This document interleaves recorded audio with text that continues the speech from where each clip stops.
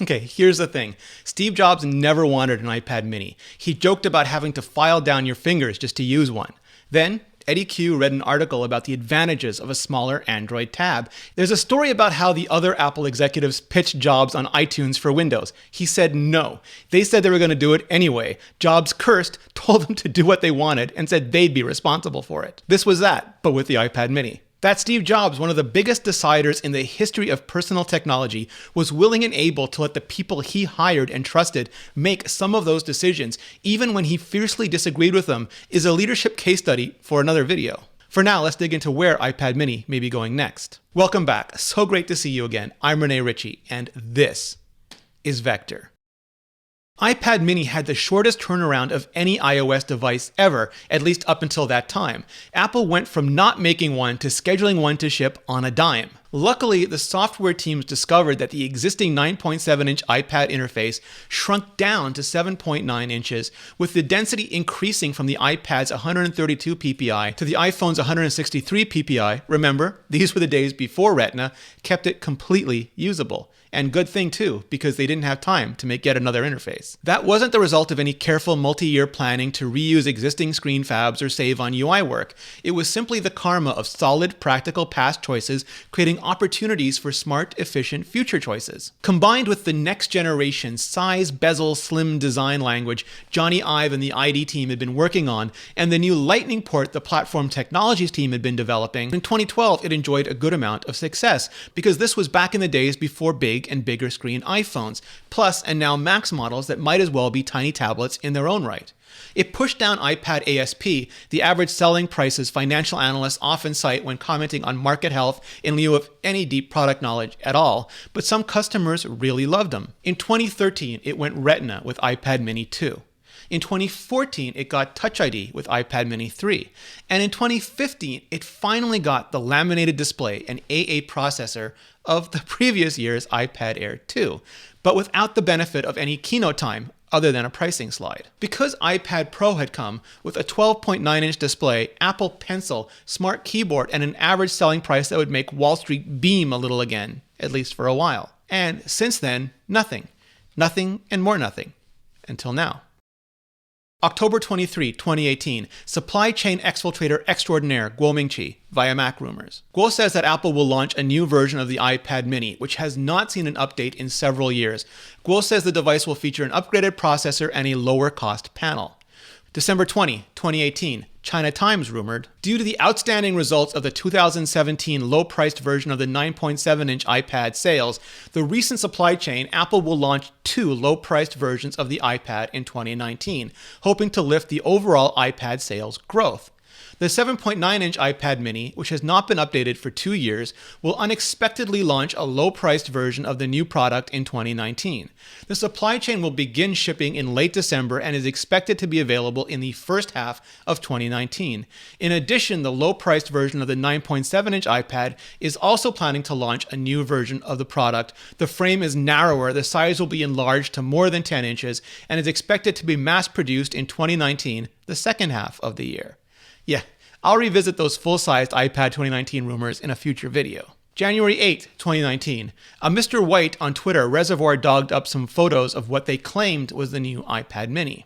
January 17, 2019, the randomly accurate Digitimes, which previously said Apple was airporting the iPad mini EOL, exercised some self-retort.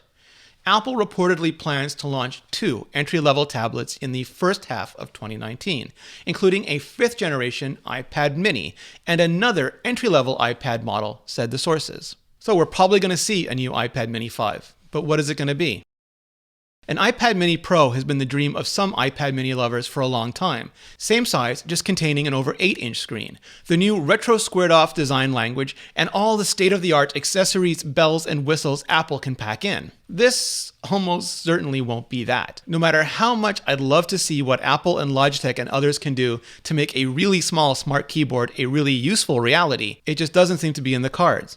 Pretty much all the rumors point to the exact opposite. If the leaks are accurate, the design looks like the most recent 9.7-inch iPad, including the antenna lines.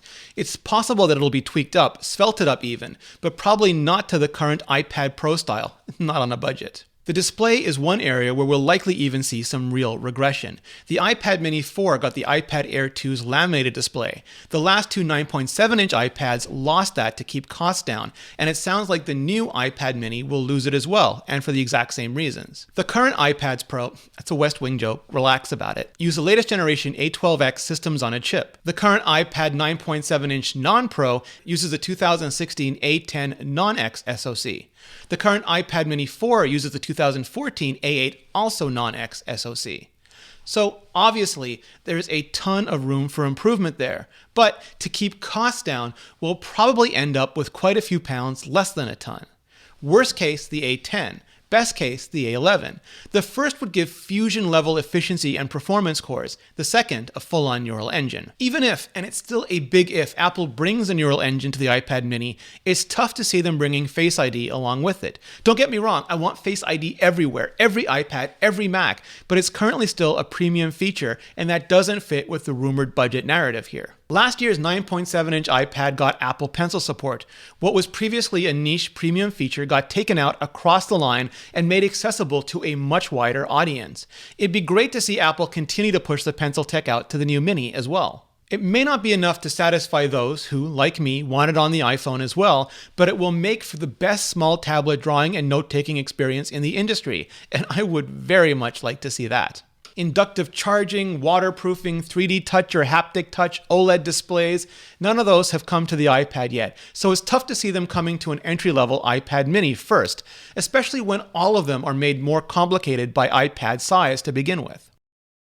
So, when can we expect the new iPad mini, if we can expect it at all? iPad mini 1 was announced on October 23, 2012, iPad mini 2 on October 22, 2013, iPad mini 3 on October 16, 2014, and iPad mini 4 on September 9, 2015. But since then, Apple switched from fall to spring, at least for the non-pros. iPad 5 was announced on March 21, 2017, and iPad 6 on March 27, 2018. And that was at last year's education event. Apple has held March events in 2011, 2012, 2015, 2016, and 2018. That's 5 out of the last 8 years. If Apple holds one in 2019, and there's another new 9.7-inch iPad, that could be the best time to announce a new 7.9-inch iPad as well. And if there's no new 9.7-inch iPad, it could be an even better time. And the price, total guess, maybe $299 and even less for education. We'll have to wait and see, or if you don't want to wait, you can get some education in you right now, at home, or during your commute, anytime, with Brilliant. In just 5 minutes a day, each Brilliant problem provides you with the context and framework that you need to tackle it so that you can learn the concepts by applying them. If you like the daily problem, then there's more like it in the quiz, so that you can explore the concepts in great detail and develop your framework. If you are confused and need more guidance, you can join the community and discuss the problems. This is literally the best way to learn, and I wish they'd done it when I was in school. So, what are you waiting for? Go to brilliant.org/vector and finish your day a little smarter every day. Thanks, Brilliant, and thanks to all of you for supporting the show. Everyone from hardware to software engineering, platform technologies to product marketing turned the original iPad mini around faster than any iOS device in history. Now, it's been almost 3 years since the last one shipped. It's possible iPad mini has set a course for the second star on the left, but it's also possible Apple is readying it for a relaunch. If so, what do you want to see? Do you really want a Mini Pro? An even more budget-friendly tiny tablet? Hit like, hit subscribe, it really helps out the channel, and then hit up the comments below and let me know. And thank you so much for watching.